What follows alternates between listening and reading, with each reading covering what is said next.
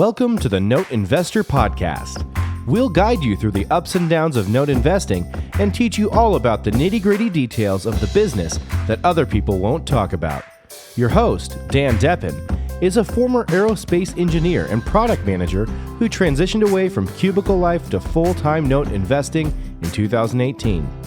Our website is www.fusionnotes.com, where you can subscribe to this podcast, comment, and find links to other information on note investing. Hi, everyone. Welcome to the Note Investor Podcast. I'm your host, Dan Deppen, and today I'm joined by JD Bates from NoteProz. So, JD, how you doing? Hey, guys. How are you? Thank you for having me. Yeah, no, thanks so much for joining. So, as people know, due diligence is kind of a topic that's sort of near and dear to my heart, and you've got a bunch of tools that you've built to help with that. But maybe we could start by just tell folks like a little bit about, you and your background and how you got involved in the note space. Sure. So yeah, basically I started this company called FiveSigma Technologies a couple of years ago, right? And then we basically started just doing websites and stuff like that, right? And then we started, providing services to note investors. Basically, I had just like one guy, right? Because we just started like freelancing, right? And then I got this one client that I was like a note investor. It's like, hey man, I need you to help me with my website. It's like, what do you do? It's like, oh yeah, I'm in real estate, but I don't buy properties. I buy notes. I'm like, what? And then he started sending me all this stuff about note investing and stuff like that. It was like totally new to me, right? Because it's such a different niche, right? It's very, very, very, very different from what people think when they say, I'm in real estate. I'm a real estate investor. So we really started, getting to know the industry. Starting to get one client, two clients, three clients. And then we started to get to know, the process, what they do, right? So because, you talk to your clients, you get to know them, what do you do? And then, some people, came up and say, hey, would it be nice to have a tool that will help me get all this data? When I get a tape, I get, 80, 100 addresses that I have to check one by one. And it takes me a day, right? A day and a half, 2 days. And wouldn't it be cool to have a tool that, I can just put all these properties and then get a bunch of data, and it will help me just to sort through those. And then that's how basically we started NoteProz. We started, very basic scraping tool, and it has grown a lot. So right now it has a bunch of reports, the scraping tool, and portfolio management. And it has grown a lot. We have a bunch of users, and but we really want to be able to show it to more people, right? Because I think it brings a lot of value to note investors. Yeah. So like what kind of data have people asked you to scrape or pull? Like what are some of the top things that people ask for? Well, basically property data, right? So for example, maybe I can show you real quick. Yeah, sure. If you want to share your screen, I might. Let's do that real quick. So I'm going to show you real quick. What a scraper looks like. What a scrape looks like. Okay, great. So so this is our site, NoteProz, right? And it's super easy. Just basically, you just have to log in, and usually you guys get a tape, right? You guys get a tape with a bunch of addresses. So it's as easy as just logging in here. And then we have options, right? We have or various modules, which I call it, right? We have the property data scraper, property reports, which I would like to show you later, as well as the asset manager. So with the property data scraper, is like I said, it's super easy. It's just basically copy paste, right? So I have a list of addresses here. And then all you have to do is copy and paste them into this box to analyze without the zip code, because that's how it basically works, or a scraping tool. And then you'll hit analyze, and then the more addresses you put in there, the more time it takes to scrape all that data, obviously, right? but it won't take more than 2 minutes. As you can see here, it took only a couple of seconds to pull these addresses, right? And where are you So, scraping the data from? Like, where are you pulling it from? well, as you can see here, we're getting it from Zillow and other various websites.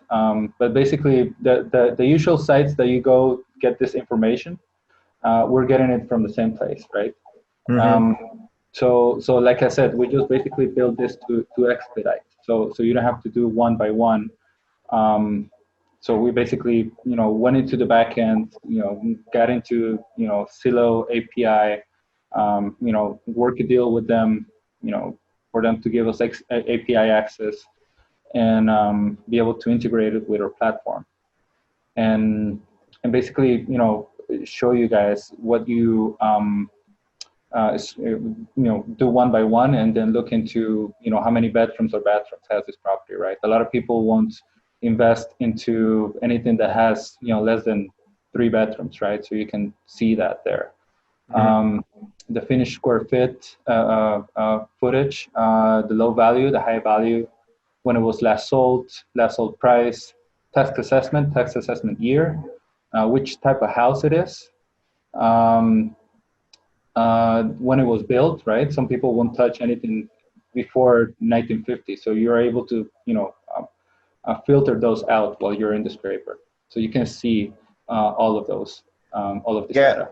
And those I always find those high and low values from Zillow kind of cool, because there's a lot of data you can pull from Zillow if you use the APIs that you actually can't get on the website. Yeah. Like, the website just normally shows you the middle value, but like, one of the things that I do sometimes is I like to look at the high and low Zillow value, because it kind of gives you an indication of how confident Zillow is. And because Zillow values are notoriously wrong, although they do give you a general idea of the value. So if I see like a really big spread between the high and the low value, that's telling me they don't have a lot of good comps to look at, and that value is really uncertain. But sometimes you see a much tighter spread, and then that kind of tells me, well, okay, that Zillow value is probably more accurate. And that stuff you can't necessarily get just by going through the website. You got to use some other means to get to the data. Exactly. So that's the whole idea, right? The whole idea is for you guys to give you more pointers, right? More tools for you to create your own assessment. We're not trying to tell you, oh yeah, invest in this and don't invest in this one. We're just trying to give you what technology is supposed to do, right? It's supposed to reduce the friction on your processes and give you better data for better decision making. So that's the whole idea of the platform, right? Yeah, that makes sense. Yeah, because just getting that data, because I've been one of those people who have sat down in the past and pulled things like this manually, and yeah, it can take forever. And then sometimes you find out the assets aren't even available from the seller anymore, and you waste a lot of time. So it's really powerful to be able just to really quickly pull the basic data, so you can kind of do some filtering and figure out which ones you're going to be interested in and want to go deeper on. Exactly, and which would be the second phase, right? But okay, so lastly, just to finish up with the data that you can get on the scraper, you can get obviously the rental value, and then you can actually check out where is it located on a map, right? On Google Maps. So let's say, for example, you're interested in in this property, right? So you can just click on it, and then obviously location is very important as well, right? So you want to know where is this, this property located? Is it like in a rural area? Is it more closer to downtown? Does it has hospitals nearby or schools? As we can see here, we have this property. You can see there's one Methodist Methodist church and one Baptist church. So there's churches around. Yeah.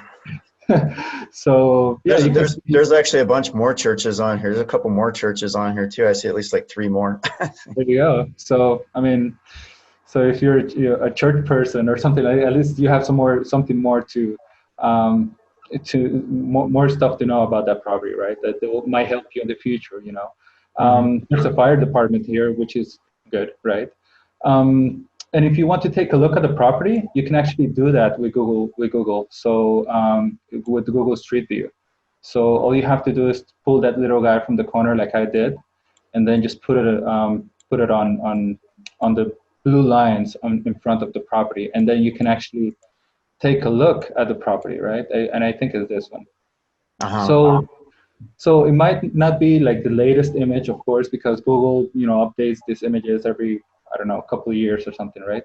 But at least you're able to take a look right away, right?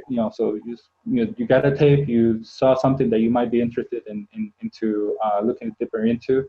And if you're curious, where is it on the map, you can do it. And then if you're curious about taking a look at the property to see how it looks, you can do that too. So all of these things in just a few clicks, where usually to get this manually, like we were saying, is it takes a long time to do. So expediting things and help you in your due diligence. Yeah, and it's nice that Google will tell you when the image was captured. So one of the things that I'll do is, sometimes you see them like that one you had up was 2014. So you go, okay, well, that doesn't necessarily tell you too much, but sometimes you see them where they were taken a few months ago. Yeah. And that's kind of nice to know, because then you have a pretty good idea Exactly. of the condition. It's probably still going to be the same. Yep. Yeah, most likely, right? But if you really want to have someone drive by, and then let's say, obviously, you're not close enough. So we created this integration here with Realtor.com. So we will give you a list of realtors that work in this area, right? Oh, nice. Yep. So right there, you have a bunch of realtors that you can contact. You can send them an email. You can call them. It's like, hey, listen, could you do a drive-by on this property?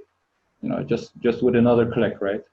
So, and it's nice that Realtor.com gives you, for the realtors, like their pricing activity range, so you can kind of see if they work in the part of the market that the property's in, and then how many they have listed, so you can see if they're active, because there are a lot of realtors out there that are licensed but not really true active. The other thing that I do when I start calling these folks, if I don't already have someone in the area, is I ask if they specialize in foreclosures and REOs, because some realtors don't understand notes or don't understand foreclosures, but usually there's somebody in every area that's kind of their specialty. So this makes it a faster way to kind of zero in on who the right person might be. Exactly. So yeah, basically that's the scraper. Basically, you will be able to see a bunch of property data. There's more data coming in, population. We're trying to connect with the Census Bureau to get more data about the area, right? Each area. Oh, we can maybe talk offline. I might be able to help you with that. Awesome. I've actually got a spreadsheet with like 60 some odd thousand cities, and then their populations pulled from census data in the last couple years. So I have my own little method of doing that. using a spreadsheet, but yeah, that's something that's valuable as well to filter out. One question is, I see you have a column for crime that says coming soon. Like, I'm curious what you're looking at as far as crime, because that's one area that I have utterly failed in trying to automate. So I end up having to manually look at crime. It's a challenge because there seems to be no central database.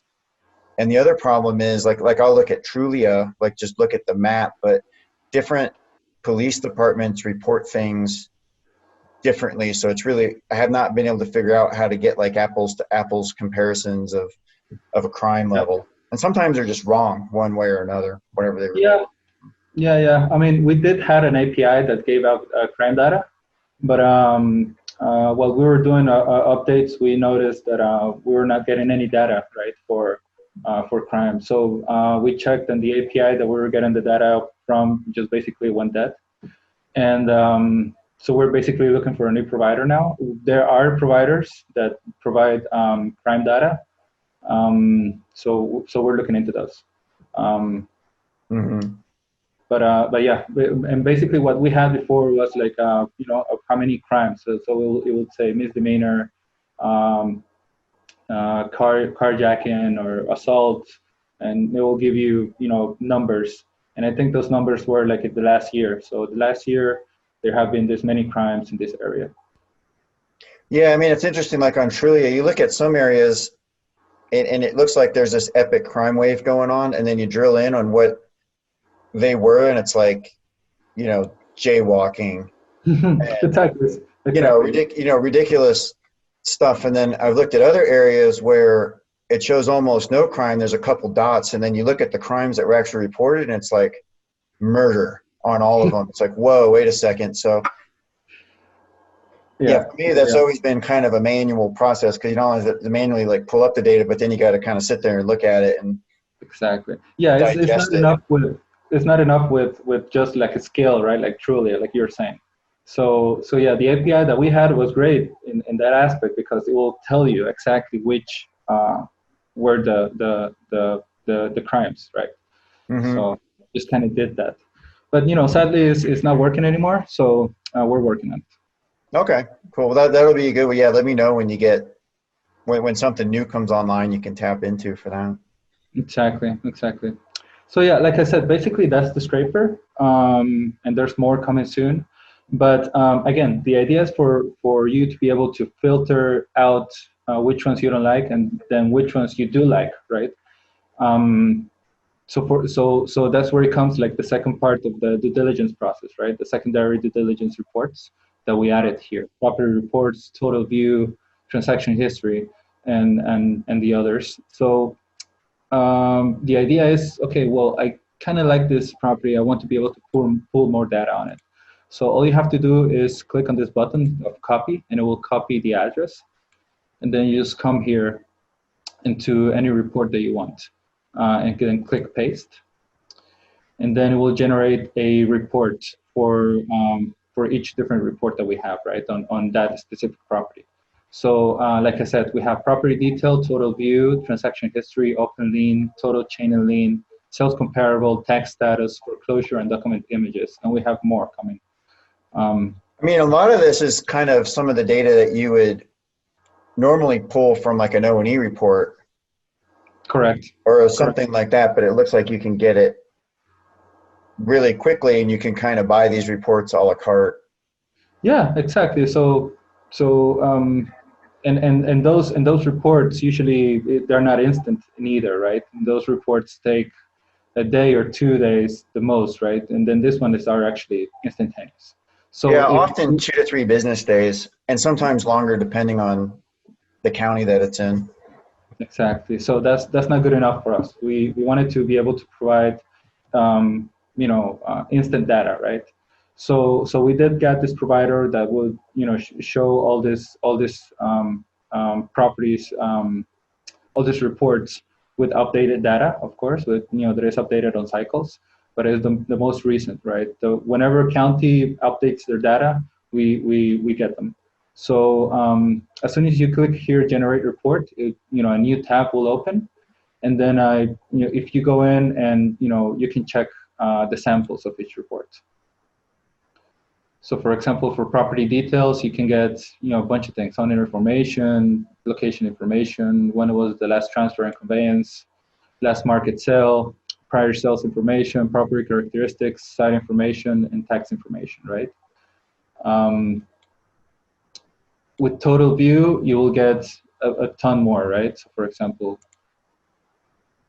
you can get a property description, mailing address, owner's name, the value range, which is something that again you can see on the scraper, but here you can see if it matches, right, or to get a little bit more accurate value range, you can get it from the total view report. Mm-hmm. And then again, last market sale, association information, product details, open liens, involuntary liens, and prior loan history, along with transfer and conveyances, ownership history, the tax status authority, and then the up to the year to date on taxes, and listing history if there's any, assessment details. Right, you can have comparables as well, right? So it will compare your subject property to others in the area. And then you can get some market trends as well. And actually, once you generate the reports, we're not able. This is only in the sample. We're working on showing these graphics as well on the reports that we generate, because it's kind of hard to generate graphics for each different report. We're working on it, but Right. we'll have it in the future. But the data is the same. The data is exactly the same. You can get market trends and everything else. Mm-hmm. So a lot of people has come in and say, hey, listen, this is very similar to something that you might get from First American or Data Tree, and that's totally true. You can get this very same information from them, but again, to work with them, you'll have to basically you're locked in for 6,000 a year with them, and then plus the reports generation, right? Yeah, So because I've talked to some of those guys before, and they have great data. But yeah, you're locked into a subscription, and it's very expensive. And it only makes sense if you're doing a whole lot of volume. Like I don't do enough volume to justify having the subscription, and I do probably more than most. Whereas this mhm. is kind of nice because you don't have to have a subscription. You can just pay for individual reports that you need Exactly. without getting all locked in. So it's kind of nice. I mean, I'm not aware of anything else exactly like this in the market right now. So No, and I mean you do have to pay a subscription, which is the the NoteProz subscription, the yeah. Note, yeah, but it's $27, right? Instead of a month, instead of like 500 a month, right? Well, So with your subscription, you can. I don't think, is there any limit on how much of the property scraping you can do and the upfront work? exactly, No. exactly. So you can use the scraper, plus get access to this on-demand reports, right? Mm-hmm. So again, you have transaction history reports, open liens, title chain and lien reports, sales comparables, tax status, foreclosure reports, and document images, which you will actually see the images for the last transfers or deeds and mortgages, right? Mm-hmm. So very good data for you to be able to look deeper into each property that you might be interested into bidding, and instantly. So for example, you can basically do all your due diligence in an hour instead of 3 days. So you can basically get a tape one day, and then the same day you can actually be putting in bids with a good idea of what you're bidding on, Yep. without speculating or anything else.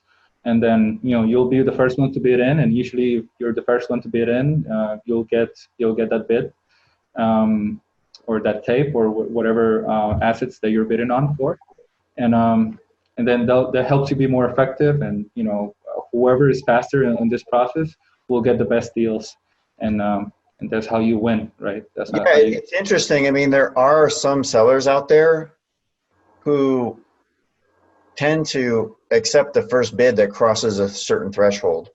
Yeah. So getting in first can be helpful. To me, I don't quite get that, because if I'm a seller, I'd rather leave the bidding open for a while and get the highest and best. Yeah, of But some course. people do just like to get things moving. So being able to move fast can definitely be a huge advantage in that. Yeah, and then you can they or in the same time at the same time you could be in the middle of their process. Let's say, for example, they're in the last day, right, of accepted biddings, right? And then if you're able to do this and fairly quickly, and then put in your bid, and your bid is good enough, then they'll take you, right? Instead of taking 3 days to put in your bid, it's like, okay, listen, I've been waiting already this much time, and then I'm going to close it. And then once you're done with your due diligence and your homework, it's too late, right?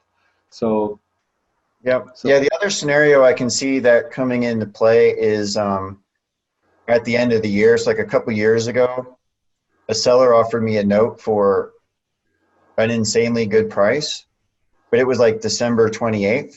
And he's like, I'll basically give this away to you really cheap as long as you fund it by the 31st. there you go. And I got it done, but it was hard to do. But being able to just do some of this and get it in faster would have made life a lot easier. Exactly. So yeah, that's the whole idea. Just make life easier for node investors, right?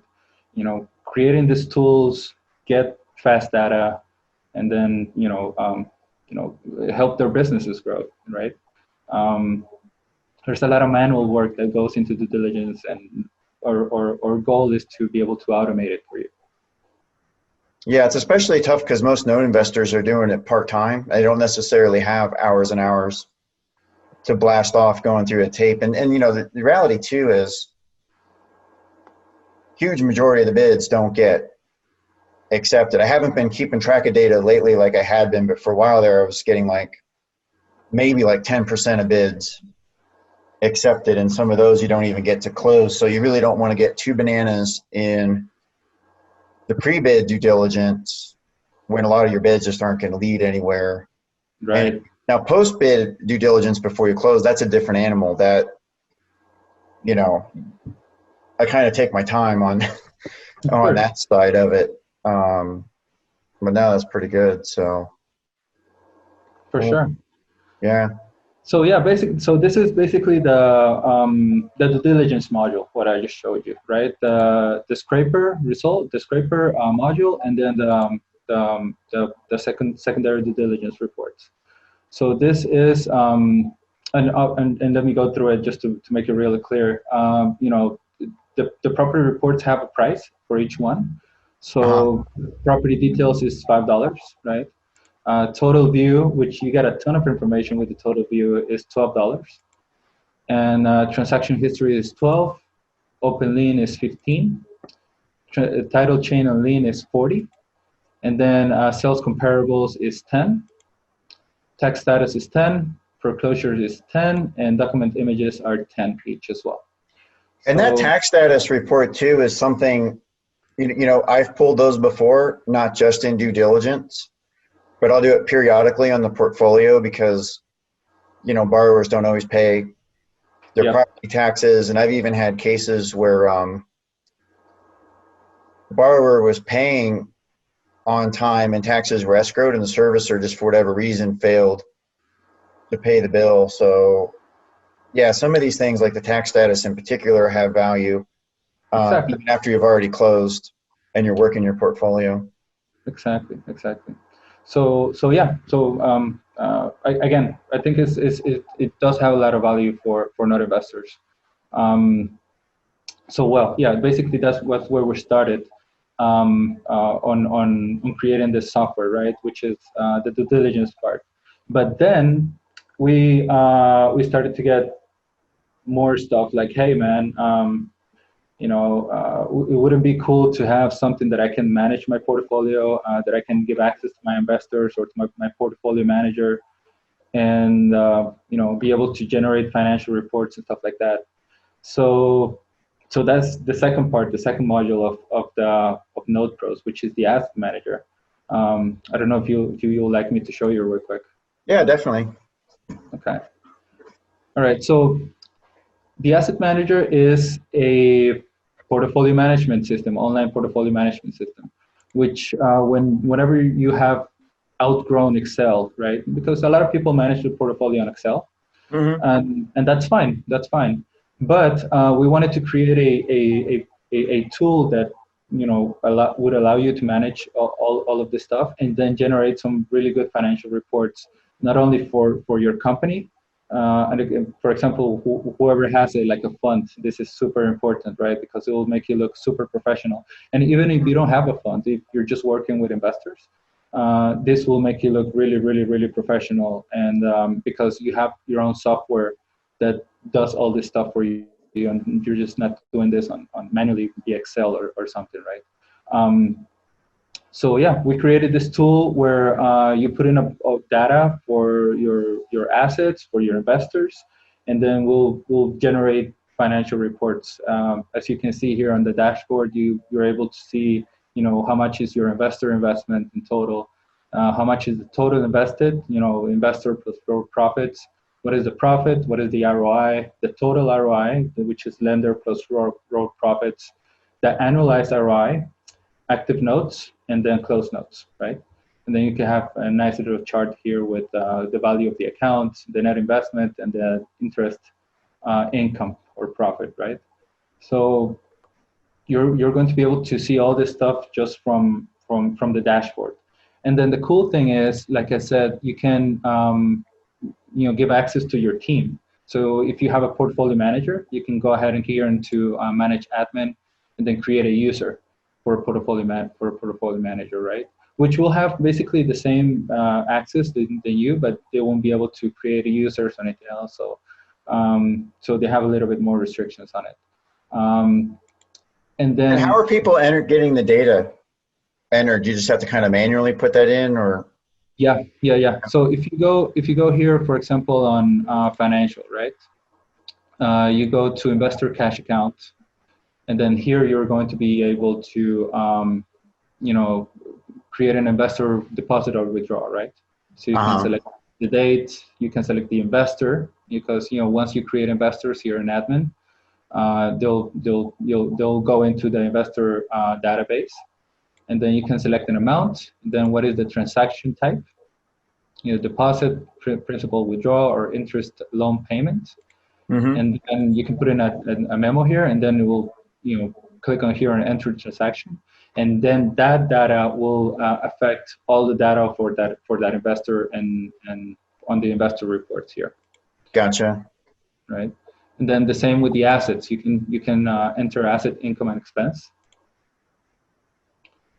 So again, you can select the asset, and then it will load the JV ID, right? Because an asset has to be tied up with a JV that you have with an investor, right? And then you can have a transaction type, it's an income, an expense, an asset, or a reserve. You put in the date, the name, the amount. You can select the general ledger, which we uploaded some here as default in every account. Interest earned, profit share, rehab, loss mitigation, property taxes, etc. Right? And then you put it in here. You put in a little memo if you want, and then click enter, and then it will affect the asset financial report here, right? And then as well here you can have a general ledger, which is like I said, we have a bunch here as default, but you can create your own as well, right?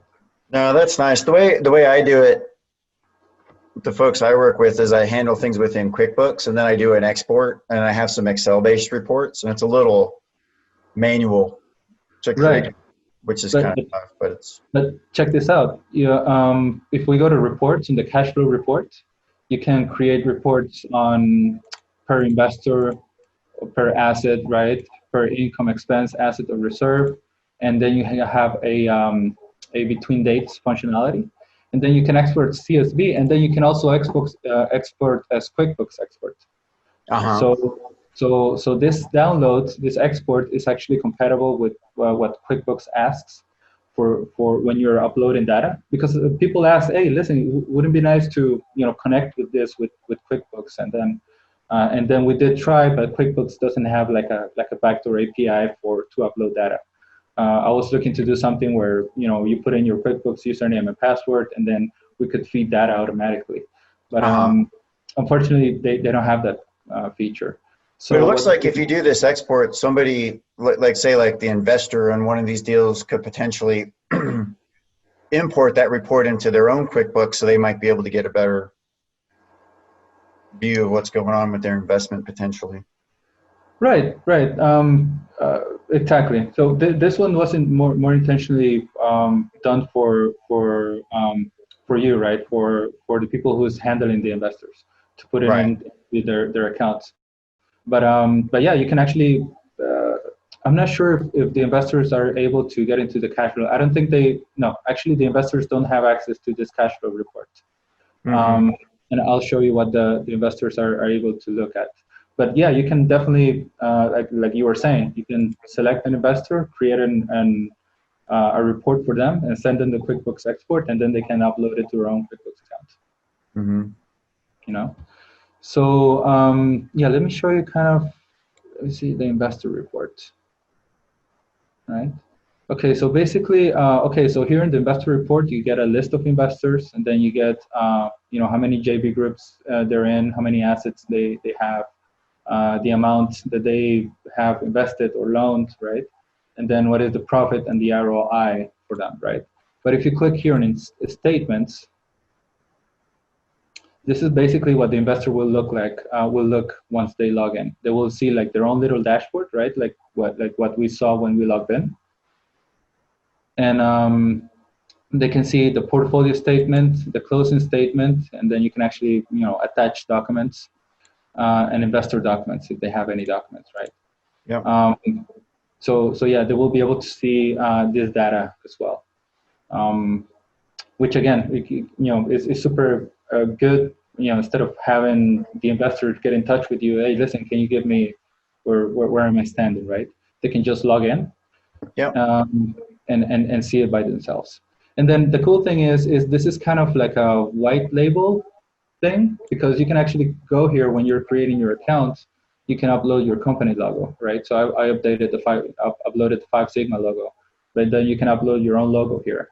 So whenever an investor is logging in, yeah, they will see the NoteProz.com, but they will see your logo. So that also gives a ton of credibility. And that's kind of nice that you can save banking information as well. Because sometimes, especially on non-performing notes, if you need to send money to someone, it's not a big deal, but you got to go dig through the joint venture agreement or whatever paper had, and then, ping them and verify that's the right account. And whereas if they can maintain all that here, it's just makes it a little bit easier. Exactly, here, like the bank account and the routing number and everything else. And actually, let me show you. Let's go edit this guy.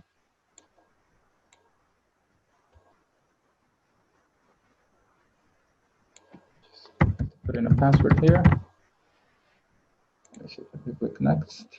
Okay, so here you can, on the second step of when you're creating an investor, you can click here qualified. So if they're from a tax deferred retirement account, like an IRA or 401k, you can put in that information here as well. Cool. You see, and the good news is that you can create a free account for the asset manager, so you can use it for free, and then yeah, you can start using it for free. You can put in up to 5 assets in here, so you can just basically, if you're just starting out and then you want to start really organized and then looking really professional, you can start using this for free. And whenever you have more than 5 accounts, you can start paying the same as in the due diligence module, which is a basic asset manager membership, which is also $27, so it's not that much. And then you can basically use the platform for $27 and upload your own logo and everything else. So once someone has that subscription, they can do all the data scraping and use the asset manager with more than 5 assets. Did I understand that correctly? Or yeah, so let's say, for example, for $27, you can be a member of the let's go to the website. So I'll show you guys. Okay, so the first module that we saw was the NoteProz basic module, right? The due diligence module, which is the scraper and the reports. You can have that for $27, and then you can have a free account on the asset manager. So yeah, you can, for $27, you can have the access to the scraper and the reports, and then use the asset manager for free for up to 5 assets. And then once you have more than 5 assets, you can get the asset manager to unlock that for $27 monthly. But if you're using both, I'll just recommend for you to go with the premium, which you will have access to both for $49. So gotcha. And do you have any discounts or anything for listeners of the Note Investor podcast? Yeah. Actually, let me show you here. Oh, sorry about that. So we created this promo. It's called promo code that is called 10% Fusion. So if you sign up with to NoteProz, and then on the register page, there's a field for a promo code. So if you input 10% Fusion, you'll get 10% off forever in any plan that you guys want. No, very cool. Appreciate you doing that. And I will, I'll put notes on that in the show notes and then on the blog post later as well, so people can access that and try it out. So for sure. And then it will be awesome, if anybody who's listening to, give it a try to NoteProz. It's a baby that we have been putting in work for a couple of years, and but the more people use it, the more feedback we get. We're always listening, and we'll love to if you just give it a try and let me know what you guys think. no, that sounds great. So that's probably a good stopping point for now. But JD, thanks so much for coming on. Really appreciate it. Sure. No, thank you guys, and thank you, Dan. And I hope to maybe we can do another show soon. Yeah, absolutely. All right, thanks. Have a good one. Bye.